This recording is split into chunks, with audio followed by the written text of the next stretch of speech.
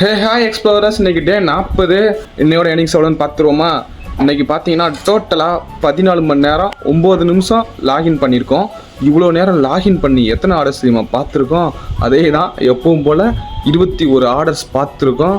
அதாவது ஃபஸ்ட் இன்சென்டிவ்க்குரிய ஆர்டர்ஸை பார்த்துருக்கோம். First incentive இன்னைக்கு எவ்வளோ தெரியுமா போட்டிருக்கான்?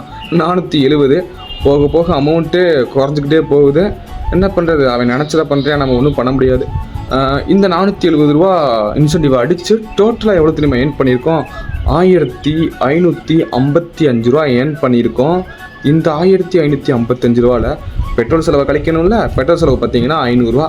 அதை மைனஸ் பண்ணிட்டோன்னா வெறும் 1055 ரூபா தான் டே 40ல் நம்ம ஸ்விக்கியில் ஏர்ன் பண்ண ஏர்னிங்ஸு.